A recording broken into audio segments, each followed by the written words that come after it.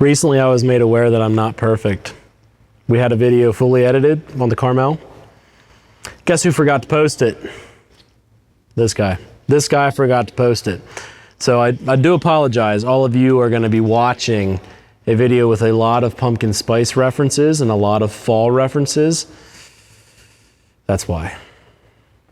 I'm sorry. I'll do better next time. Let's get into it. So when I think about this time of year, I'm thinking pumpkin spice lattes and basic chicks in Ugg boots. Welcome to Pumpkin Spice Latte!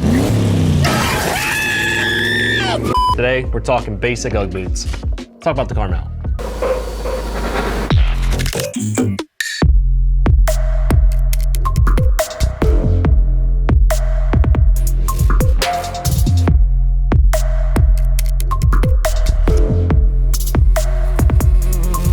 If you've been paying attention to the gun world, you've probably already seen that the Carmel from IWI has a recall. And for that reason, I'm gonna be sending this rifle back, and I wanted to talk about it before I do. And you might be wondering, Jared, why the heck are you gonna be talking about a rifle that has a recall? Well, I think it's a perfect time to talk about this rifle that has a recall that I'm sending back to the manufacturer. But it's not gonna be the traditional style video that I would do where I go super in depth. What I'm gonna try to do is just share with you guys my first impression of the Carmel, what I think about it to this point.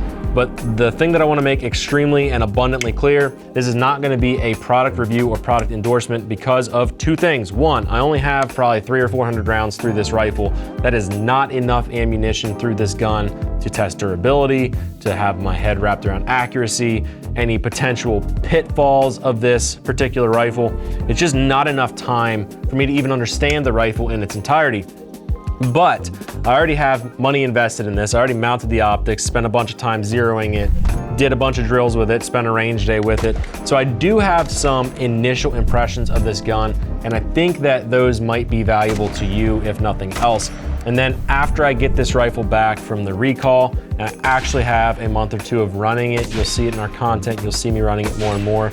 At that point, I'm gonna feel comfortable telling you guys what I think about it. So we're gonna limit this particular video today to sort of a first impression view of the Carmel. So how did I get this rifle? The first thing that I wanna disclose is I begged and pleaded IWI to send this to me for free. Actually, I didn't beg them, but I did ask them for this rifle. They did send it for free. So as always, that could introduce bias, and you guys should know that. I think that I do a really good job, and I have historically done a really good job of being as unbiased as possible, but I like the guys over at IWI. I have many friends over there. They've taken good care of me. They've sent me firearms, and I've also bought literally tens of thousands of dollars of guns from them to sell through our gun shop, which that's another story in and of itself. However, I've come to like what they're doing. I have an unbiased approach to the firearms that they create. There's things I love, there's things I hate. And frankly, with this particular review, I hate that word. I freaking hate that word. With this conversation about the Carmel, you're gonna find that I actually have more negative than positive to say about this particular rifle. So I try to be as unbiased as possible, but I think it's important for you guys to know that. So let's talk about this rifle. What role does it fill? Well, that's what I'm struggling with, to be honest. I don't know what role this thing fills because it's not really an AR-15. In fact, it's not an AR-15. It's not really a SCAR. It reminds me of a SCAR, but it's not a SCAR. There's other rifle variants that are similar to this, but it's like, who needs a chunkier AR-15? And I guess let's get that out of the way. Let's get the pros and cons of this, my initial impression right away. There's two things about this rifle that I can already tell that I don't like just from those initial range days. It's gonna sound like I'm beating it up. I do like this gun so far, but there's two things that I pretty much can't stand about it. One, there's a ton of plastic. So this thing feels like a Nerf gun, literally. I don't know, like, you hear it? Like you tap on it and it's hollow. The dust cover's plastic and thick, like, I don't know. It's like somebody gave LSD to the dude that has an injection molding company and this is what they came up with. Make it thick, make it fat, make it black.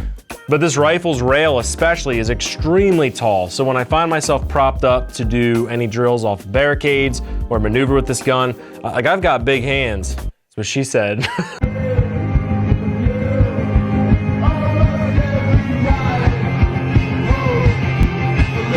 So kind of rounding out those two negatives, the plasticky thing, that's just me nitpicking. It feels kind of clunky, like cheap. I don't know, it just doesn't feel quite as refined as the Zion 15 because of all that plastic. I don't know that that's a negative necessarily. Time will tell. Again, I can't review the durability of this thing because I haven't had enough time with it. The rail itself, I'm not a huge fan of because of how tall it is. It's just more awkward to shoot this rifle versus a standard AR-15. Also, I'm not exactly sure what these fake M-LOK looking sections are down here in the rail. Like there's M-LOK everywhere else, then there's like fake recessed M-LOK, not even sure. Moving back to the stock, sort of kind of rounding out my gripes, and we're gonna talk about the things that I like. This stock is a folding stock, which is great, that's fine. It has an action that's different than an AR-15, so it doesn't need a buffer tube. You could shoot it folded if you wanted to, although I don't know why you would want to do that. I guess if you're like in a really close quarter scenario. In the air. There's no scenario for you to actually shoot this thing folded, but you can throw it in a bag and transport it more easily than something with a buffer tube. But the stock, that's my last major gripe about this thing. It feels cheap, like, I don't know, it worked there, but like when I shut it, half the time it just doesn't feel confidence inspiring. I just wonder sometimes if this is gonna be the failure point because there's just a whole lot of plastic or polymer here. You know, if you really were getting rough with this gun, like right there, if you go gentle, it just doesn't seem to want to latch. Like you got to really whip it real good. It's not too late to whip it.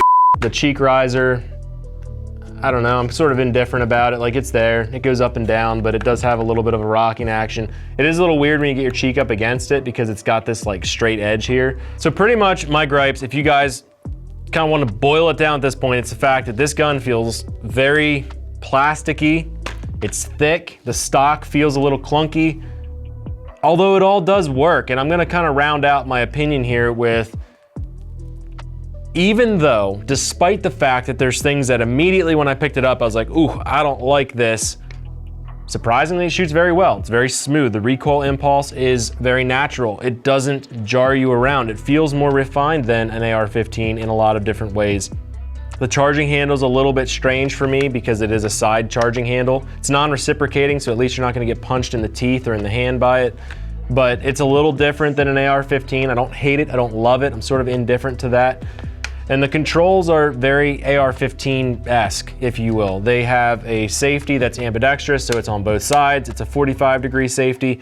There is a mag catch on both sides. There's also a mag release on both sides. So you can work this rifle, whether you are right-handed or retarded-handed, you can use this rifle for your needs. So typically in a Keystone video, I'm gonna go over the drills, my first impression on the first range day, and all of those goodies, but because this thing's going back for a recall, I don't really wanna talk about that right now in depth. I wanna save that for a future video where I'll dive deep into this particular rifle. For now, I wanna talk about how I set it up and why. And it's a very basic setup. There's no spray paint job yet. There's no fancy stuff. There's a light, but it's just a basic build. This is like a bare minimum of what an American should have on their rifle. So going with the stock, it's the factory stock. I didn't do anything with it. It's gonna stay the same because honestly, I have no idea if there's even aftermarket support for this.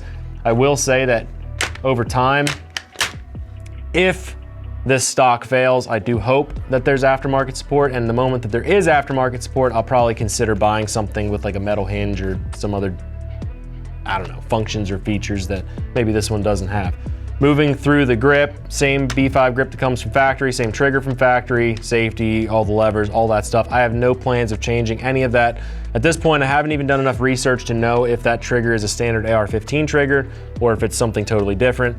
I haven't even had time to take this gun apart. So again, I can't speak to some of these things, but the general setup that I wanted to have with this particular rifle was a mid-range fighting style rifle. So I do have a primary arms optic here. This is the SLX, I believe, with the ACSS reticle on it. It's sort of like a mini ACOG-ish looking thing. It's an etched reticle, so even if the battery's dead, it will work. You can see the reticle. So I wanted that on this particular build. Same thing that I ran on the Uzi for a while. And then I did run the Vortex 6X magnifier, and you can flip that off to the side or have that behind this optic. It's not ideal with this optic, but it does work really well. And I did run a ton of drills off the barricade, shooting at 100 and a little more than 100 yards. And this setup works well. Magnifiers, I'm sort of like about, because their eye relief always sucks. So when you're in weird positions, getting up on a magnifier can be difficult, but they do work. Moving forward, I have a Cloud Defensive Rain. I don't even think this is the 2.0. This is an older Rain that I pulled off of one of my other weapons. It has their standard pressure pad up here. And again, talking about that rail being so tall, it's very difficult to get my hand up on the pressure switches here. So more than likely I would have to actually put the pressure switch on the side of the rail, which would be a little bit awkward. I'd have to roll my wrist forward to activate the button, and then I might lose some of my stability. But frankly, I don't even know if that's possible, if this light has enough cord to go around this freaking whale behemoth of a rail. And so that's, again, a negative of this particular rifle, is the fact that that rail is so tall, it's gonna make mounting certain things very difficult for you. And then we also have this massive height over bore. Like, I don't even know what that is, 3 inches probably, between the bore and the optic. So those are just things to consider. As far as the flash hider, this is the flash hider that IWI sent with the rifle. Eventually, when I get this back from the recall, I will switch to a Silencer Co. ASR flash hider like I always run, so I can run my cans and stuff.